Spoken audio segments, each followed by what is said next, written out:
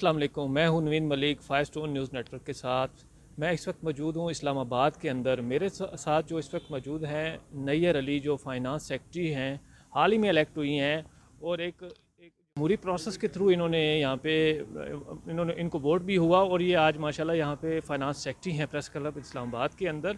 तो स्पेशली तो हम आप बात करेंगे आज जो वुमेन डे के हवाले से, कल वुमेन डे है और ये क्योंकि ख़ुद भी एक जर्नलिस्ट हैं और पार्लियामेंट को कवर करती हैं और बहुत ज़्यादा अपनी फैमिली को भी ये टाइम दे रही हैं, तो देखने की बात है, ये इनके लिए बहुत बड़ी बात है कि ये इसको प्रोफेशन को भी अपने को रन किया हुआ है ना। और ये जो प्रेस क्लब है, क्योंकि ये वेलफेयर होता है जर्नलिस्टों के लिए, तो यहाँ पे भी ये इनको जब भी आप देखेंगे तो ये सुबह से लेके तो रात गए तक ये यहाँ पे होती हैं प्रेस क्लब के अंदर। और सारे जो मेंबर्स के जो मसाइल हैं उनके ऊपर भी जो है ना इनको देखते हैं, हम लोग दौड़ते हुए देखते हैं कभी, मतलब को जो भी प्रॉब्लम्स होती है जर्नलिस्टों की, तो इसके लिए वो काम करती हैं। थोड़ा सा हम इनसे बात भी करेंगे और थोड़ा सा जो वुमेन डे के हवाले से, जो कल 8 मार्च जो वुमेन डे मनाया जा रहा है, इसके ऊपर भी हम इनसे बात करेंगे। जी अस्सलाम वालेकुम। वालेकुम अस्सलाम। अच्छा, एक मैम आपको तो बहुत बहुत मुबारक एफएस न्यूज़ की तरफ से कि आपने एक जमहूरी प्रोसेस के थ्रू आज फाइनेंस सेक्रेटरी हैं नेशनल प्रेस क्लब इस्लामाबाद, जो पूरी दुनिया में जिसको माना जाता है। तो थोड़ा सा मैं ये बताएं कि जो स्पेशली तौर पे जो आप अपनी फैमिली को भी टाइम देते होंगे डेफिनेटली, तो ये कैसे होता है सियासत, घर और फिर आपकी प्रोफेशन जर्नलिज्म?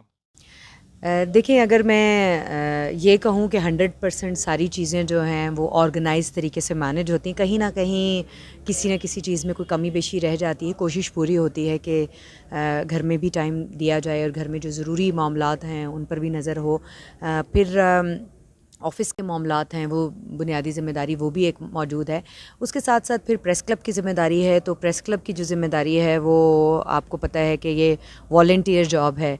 और जब आप अपने सहाफ़ती बरादरी की खिदमत का जज्बा लेकर किसी ओहदे पर बैठते हैं, तो वो सिर्फ ओहदे पर बैठना नहीं होता, फिर वहाँ पर काम भी करना पड़ता है और करना चाहिए भी, क्योंकि आपको हज़ारों की तादाद में जर्नलिस्ट ने वोट देकर मुंतखब किया होता है। तो उनकी एक्सपेक्टेशंस ये होती हैं कि एटलीस्ट जो जर्नलिस्ट हैं उनकी फ़लाह बहबूद के लिए काम ज़रूर हो।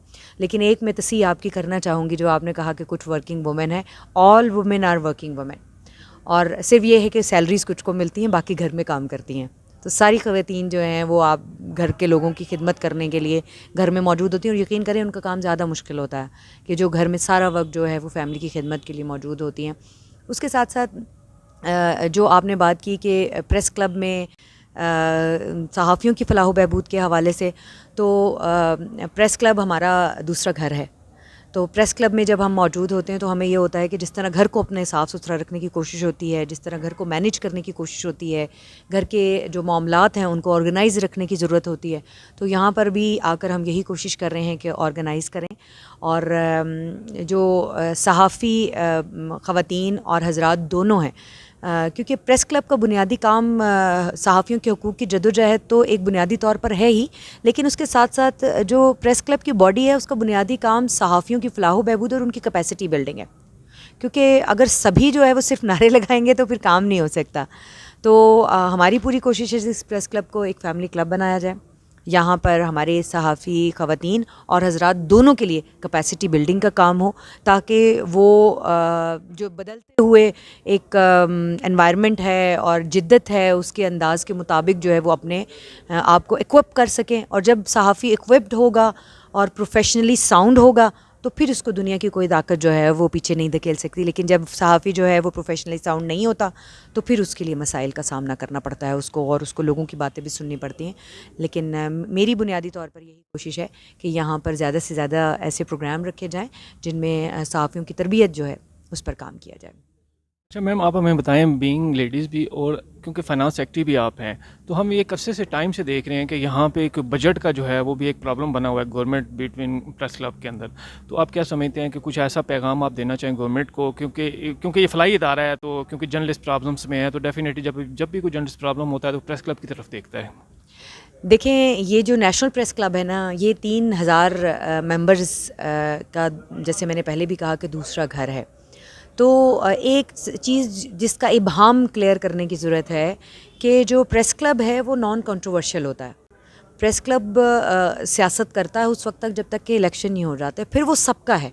वो अपोजिशन का भी प्रेस क्लब है, वो हुकूमत का जो बॉडी इलेक्ट हो जाती है उसका भी प्रेस क्लब है। तो उसके बाद सहाफ़ी सारी एक जगह पर होते हैं। दो चार लोग जो हार जाते हैं वो कुछ अरसा शोर करते रहते हैं, कोई क्या कहता है कोई क्या कहता है, लेकिन मेरा ख्याल है कि हमें जो है वो उनकी बातों पर तवज्जो देने के बजाय और उनकी फ़जूल के वावेले पर तवज्जो देने के बजाय हमें अपनी परफॉर्मेंस इंप्रूव करनी चाहिए, काम करना चाहिए। इतना ज़्यादा तनदेही के साथ काम करें कि बाकी सारी चीज़ें पीछे रह जाती हैं, फिर उन चीज़ों की अहमियत नहीं रहती।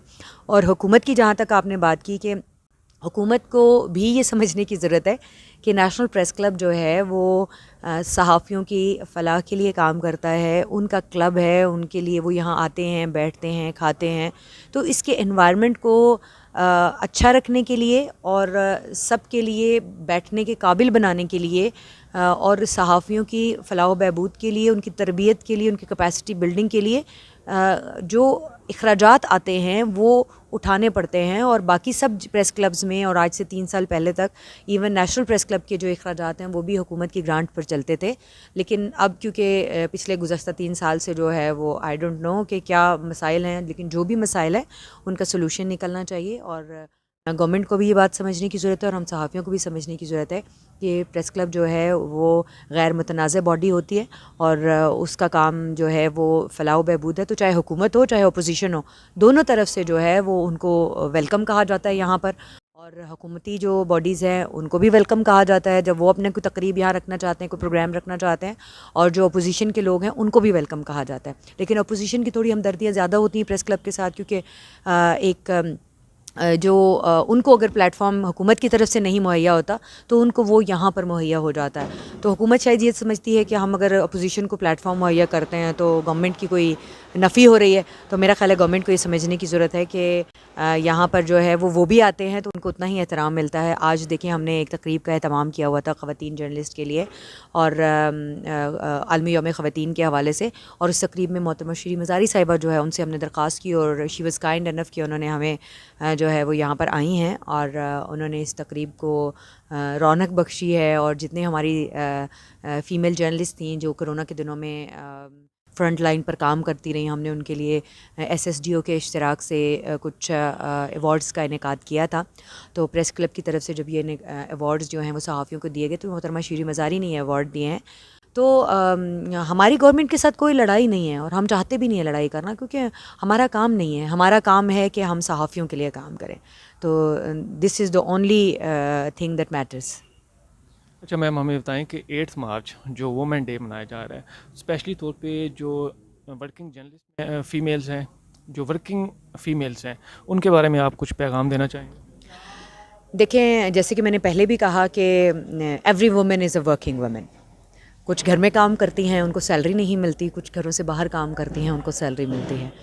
तो तमाम ख़वातीन काबिल एहतराम हैं, चाहे वो घरों में हाउसवाइफ्स हैं या फिर जो है वो वर्किंग वुमेन है, ऑफिस में काम करती हैं। कोई किसी मजबूरी से निकलती है, कोई किसी पैशन से निकलती हैं ख़वातीन। पढ़ी लिखी ख़वातीन जब फील्ड में आती हैं तो उससे पूरे माशरे की इस्लाह होती है।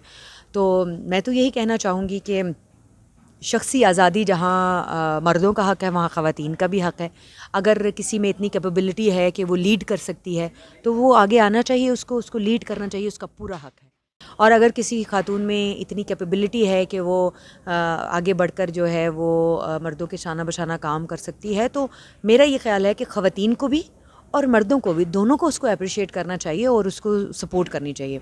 तो मैंने तो ये देखा है कि जिस तरह मैं यहाँ प्रेस क्लब में काम कर रही होती हूँ, आपके सामने की बात है, आप समेत जितने सहाफ़ी यहाँ पे जर्नलिस्ट हमारे कोलीग हैं, चाहे वो मेल हैं चाहे फ़ीमेल हैं, उन सब की 100% सपोर्ट मेरे साथ होती है। इन समेत हर खातून यहाँ पर जो है वो अपना बराबरी का हिस्सा डालती है और मैं इस बात पे बहुत प्राउड फील करती हूँ कि मैं एक ऐसी कम्युनिटी का हिस्सा हूँ जो एक दूसरे को रास्ता भी देती है, एक दूसरे को जगह भी देती है, एक दूसरे को उनकी ड्यू रिस्पेक्ट भी देती है। तो मेरा मैसेज यही है कि जहाँ कहीं भी ख़वातीन काम कर रही हैं, चाहे वो घर हैं चाहे बाहर हैं, उनको उनकी ड्यू रिस्पेक्ट दें और उनको इसलिए रिस्पेक्ट दें कि वो ह्यूमन बीइंग्स हैं, इसलिए नहीं कि वो ख़वातीन हैं या किसी की माँ है या किसी की बहन है। अपनी अपनी माँ और अपनी अपनी हमशीरा को तो सभी रिस्पेक्ट देते हैं, लेकिन जितनी ख़वातीन आपके पास से गुजरे, अच्छी तरबियत की अक्कास ये बात होती है कि उन सबको एहतराम दें, उन सबको जो है वो आगे बढ़ने में हौसला दें।